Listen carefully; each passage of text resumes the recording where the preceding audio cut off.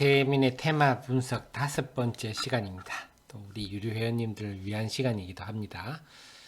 자, MSCI 지수 변경이 화요일 다가왔습니다. 이제 다가왔는데 어떻게 대응해야 되는지 한번 설명을 해보도록 하겠습니다. 자, 우선 제가 이와 관련해서 자료들을 좀 만들었습니다. 자, 그래서 제 카페 아시죠? 때문에 남다른 주식 투자의 길 카페 들어오시면 됩니다. 자, 그래서 먼저 공지를 드리면 제가 매일 유튜브 방송을 합니다. 개장 방송 화요일과 금요일에 이데일리 TV 종목 상담 방송이라서 이데일리 TV를 봐주시고로 화요일 금요일 10시 50분부터 1시간 동안 합니다. 그 외에는 월수목 아니면 매일 2시 20분, 3시 20분까지 폐장 방송 유튜브로 하니까요. 함께 해주십시오. 자, 그래서 MSCI와 관련된 걸 한번 해보겠습니다. 자, MSCI가 뭐냐? 모건 스탠리 인터내셔널입니다. 이게 MSCI 인덱스죠. 그래서 이걸 추정하는 자금들이 2조 달러니까 어마어마하게 많습니다. 그래서 정확하면 이머징 마켓에서 우리 코리아 지수가 변화하는 거죠.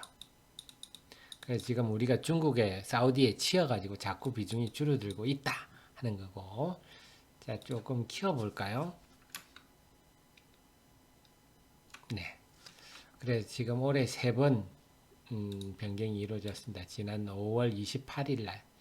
자, 이펙티브 데이 왜 이런 일이 하면 이게 지수 변경을 미국 동부 시간으로 하다 보면 우리가 하루 정도 시차가 나죠. 미국 동부 시간 하다 보니까 이런 일이 벌어지는데 어쨌거나 우리 시간 5월 28일 종가 기준 8월 27일 이제 11월 26일이면 다음 이번 주 화요일입니다. 다 비중이 줄어들고 이번 비중은 지난 5월보다는 작고 8월보다는 좀 큰 상황입니다. 계속 변동성이 있으니까 이건 뭐 의미가 없고요. 이번은 좀 차이가 원래 공표했던 것보다 좀 더 커졌습니다. 중국 A주를 더 편입시키는 바람에 우리 비중이 더 커져서 조금 더 충격적이다. 하나 기억하실 거는 사우디의 그 공룡기업 아람코가 상장됩니다. 이 시가총이 무지무지 큽니다. 그대로 반영하면요. 한 이머징 마켓 지수의 한 1.5% 정도로 차지할 정도로 큽니다. 그래서 12월 15일 날 아마 상장되는 걸로 알고 있는데 이게 MSCI 이제 편입되면 우리 거 또 줄어들 겁니다. 그래서 12월 연말 연초 빠르면 연말일 수도 늦으면 연초에 우리 시장에 압박위원회 작용할 수 있다. 그럼 12월은 뭡니까? 또 여러분 아시겠지만 대주주 여건이 이제 코스닥은 10억이죠. 보유 종목에 10억이면 시가총액이 10억이면 대주주 요건이 되니까 그 회피하는 매물이 12월에 나옵니다. 그래서 우리 올해 12월장은 상당히 코스닥은 경우 특히 안 좋겠다. 코스닥은 개인들 시장이다 보니까 유가증권 시장은 외국인 기관들이라도 연기금이 받아놔주지만 코스닥 없어서 올 12월장은 코스닥 아주 안 좋겠다. 미리 염두에 두시고 계속 말씀드리겠습니다. 그래서 자 결과적으로 핵심만 먼저 말씀 한번 간단히 드리면 자 이번에는 지금 코스피는 정락이 좀 적었습니다만은 최근에 지난주에 며칠 강하다 보니까 타격이 충격이 크죠. 지금 현재 유가증권 시장 2조 1천억 정도 팔았는데 뭐 이 기간 이게 이제 우리가 보통 해보면 MSCI 하고 결정일 다음이나 2, 3일까지 계속 매물이 나오는 경우가 있어서 이번에를 보면 한 지난 8월보다는 좀 더 많이 팔지 않을까 싶습니다. 외국인들이. 그래서 지금 다행스러운 게 참 금요일날 고맙게도 정부가 지소미아 연장을 결정하는 바람에 이 상황에서 지소미아까지 종료해버렸으면 참 심리적 충격이 커서 이번 주 다음 주 크게 빠질 수도 있었는데 다행이야 연장됐다. 그 다음에 중국이 베이징에서 미국과 고위급 협상하자. 그래서 11월 28일이 뭡니까? 아마 이날이 트럼프가 중국 홍콩 인권법에 대해 사인한 날이니까 그 전에 하자 그랬거든요. 중국이 그래 그 전에서 중국 불려서 야 좀 우리가 많이 양보할 거니까 28일 날 트럼프가 좀 사인하지 말아주자. 뭐 이런 협상을 하지 않을까 해서 결국 이번에 리밸런싱 관련한 하락은 거의 마무리되지 않았나 싶고요. 그 5월 8일 같은 거 D-Day 날은 리밸런싱 날은 당일날은 다 올랐습니다. 전날은 좀 빠졌는데 이번에는 다 좀 플러스가 나지 않을까 하는 생각입니다. 자, 그 다음에 그래서 코스피 보면 지난 5월에도 5월 27일 한 요 정도 되죠. 그래서 뭐 그 전에 이때도 약했지만 중요한 그 다음 달은 올랐다 하는 거고 8월에도 8월 27일이면 요 정도 되죠. 그래서 그 전에 좀 빠졌다가 다시 올랐다. 그래서 미리 좀 빠졌다고 횡보하다가 근데 지금은 그동안 미리 빠지지 않고 버티고 있다가 최근에 지난주에 풍 빠져버렸죠. 그래서 그 다음 달은 다 올랐는데 이번 12월은 좀 모르겠습니다. 특히 코스닥의 경우는 아까 말씀드렸듯이 세금 문제가 있어서 12월이 항상 재미가 없었죠. 우리가. 작년 12월에는 어땠나요? 코스닥 한번 볼까요? 말씀 나온 김에 세금 문제까지 한번 보겠습니다. 코스닥이 작년 12월에는 그렇죠. 역시 작년 12월에 코스닥 시장이 상당히 안 좋았다. 연초에 잠시 쉬었다 쭉 올랐는데 올해도 뭐 크게 다르지는 않을 것 같습니다. 12월은 항상 좋지가 않다. 작년보다 지금은 더 이제 대주주 요건이 더 강화했기 때문에 그 전해는 어떻나요? 재작년 12월도 좋지가 않다. 우리나라만 특수한 경우입니다. 그래서 웬만하면 12월은 우리가 일찌감치 연금하고 쉬든지 아니면 철저히 단타 위주로만 하는 게 맞겠다 하는 전략 미리 말씀드릴게요. 아이고 오늘 굉장히 중요한 정보 또 얻으셨습니다. 자 세부적으로 한번 쭉 보겠습니다. 5월달 같은 경우는 자 5월달 같은 경우는 발표일이 중요하거든요. 5월 14일 날 발표했습니다. MSCI 변경을. 근데 그 전에 한 사흘 전부터 외국인이 팔기 시작했습니다. 그래서 발표일부터 쭉 팔다가 좀 쉬었다가 또 5월 28일이 이게 D-Day거든요. D-Day 날 외국인이 엄청 팔았죠. 그저 이틀 전부터 다시 팔아가기 시작하는 이런 패턴을 좀 보였다 하는 거고요. 자, 그래서 기간 동안 3조 1,500억 정도 팔았고 6.7% 정도 많이 빠졌죠.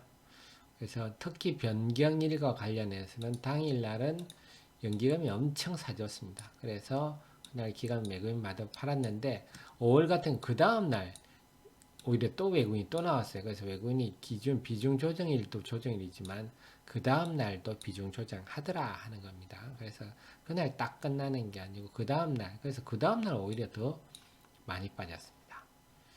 자, 올해 경우는 8월에는 8월 8일날 발표했죠. 그래 8월 8일날 한번 보면 8월 8일이 발표한 날입니다. 그 다음에 8월 27일이죠. 반영일이 8월 27일이 기준일입니다. 그래서 8월 8일날 발표하고 8월 27일이 D-Day였습니다. 그래서 8월 8일 이전에 이미 한 8월 2일부터 좀 팔아왔죠. 강하게 팔아오다가 하다가 쉬다가 그 전날 다시 파는 양상. 5월은 그 전날 이틀 전부터 딱 팔기 시작했는데 전날부터 파는 양상이 나타났다 하는 점입니다. 그래서 한 2조 5천억 팔았고 코스피가 5월에는 한 4% 빠졌다. 그래서 D-Day만 두고 보면 D-Day 날에도 외국인이 많이 팔았지만 5월에는 한 7천억 팔았는데 많이 좀 적게 팔았죠. 그래서 그 다음 날 한 이틀 후까지 계속 외국인이 순매도를 보였다. 5월 경우는 그 다음 날 D-Day 플러스 1까지만 팔았는데 8월에 이틀까지도 팔더라 조정하더라 이렇게 했습니다. 그래서 D-Day가 8월 27일 날 28일 날 올랐다가 그 다음날 콩 빠졌다가 그 다음부터는 9월이 좀 좋았는데 이때 8월부터는요 하나 아셔야 될 게 연기금이 유가지연금 시장에 강력한 순매수를 시작 8월부터 했습니다.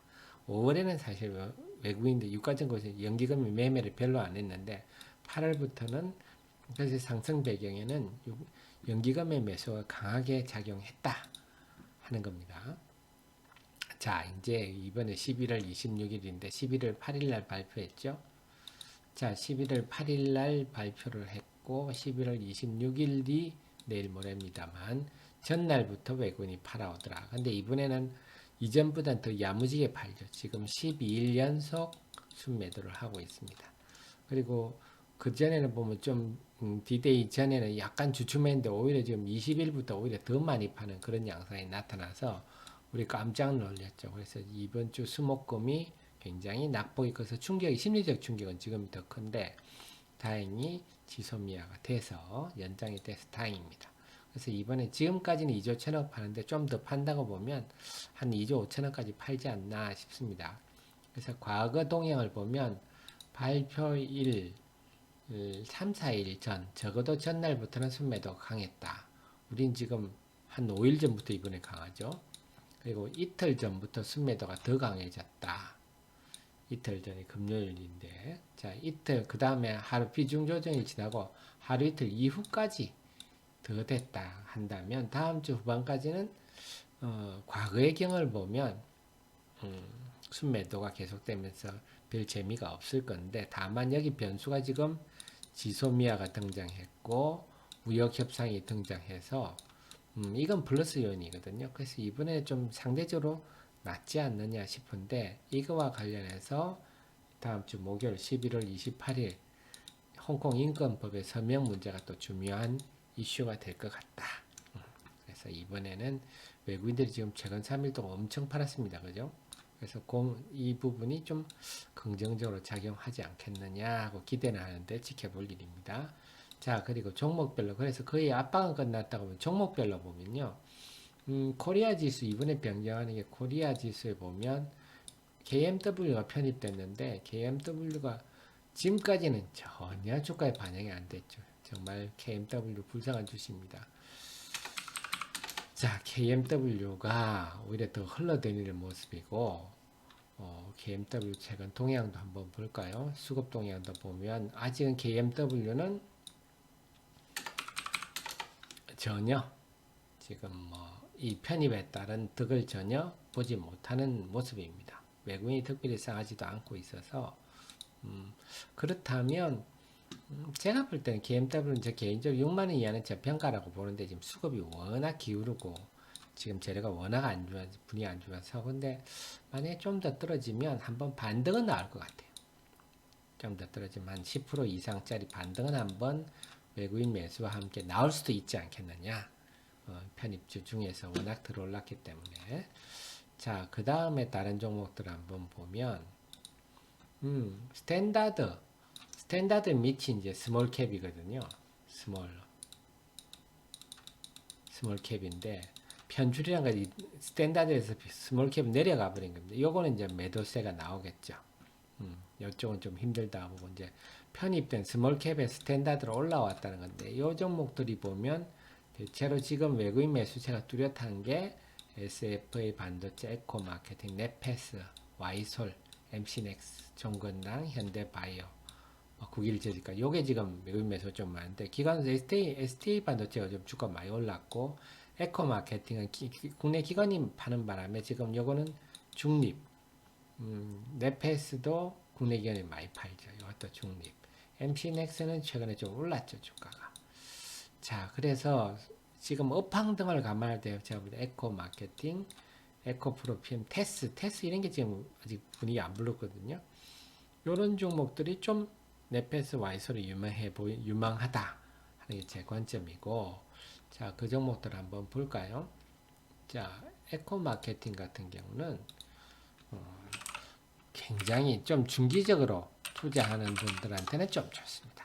그래서 외국인이 정말 쭉 사고 있는데 국내기관이 쭉 파는 바람에 힘을 못 쓰고 있다가 최근에 매도가 나온 지난주 후반에 좀 쭉 밀리는 모습이죠. 반등은 나올 것 같다고 볼 수가 있겠고 그 다음에 테스 같은 거 테스는 전혀 오르지 않았죠.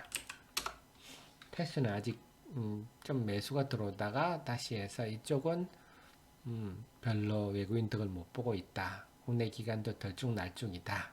국내 기관 한번 들어왔다가 파는 바람에 테스는 지금 반도체 장비 쪽이 특히 낸드 쪽이 중심이라서 제가 볼 때는 이후에 좀 반등이 있을 수 있지 않겠느냐 이렇게 봅니다.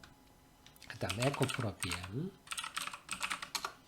자, 에코프로 BM은 외국인이 별로 안 사는데 기관이 요즘 많이 사서 특히 삼성 SDI가 헝가리 공장 짓는다는 바람에 강하고 가고 있습니다. 여기서 만약 외국인까지 붙으면 단기적으로 강세는 올 수도 있겠다. 이렇게 보일 수가 있겠고요. 다음에 와이솔 같은 경우는 5G 수혜주인데 최근에 외국인 조금 들어오는 듯 하죠. 그래서 5G에 들어가는 필터 쪽이라서 가능성은 있다고 봅니다. 주가가 저건 다시 빠졌는데 다시 반등할 수는 있지 않겠느냐, 이런 생각이고요.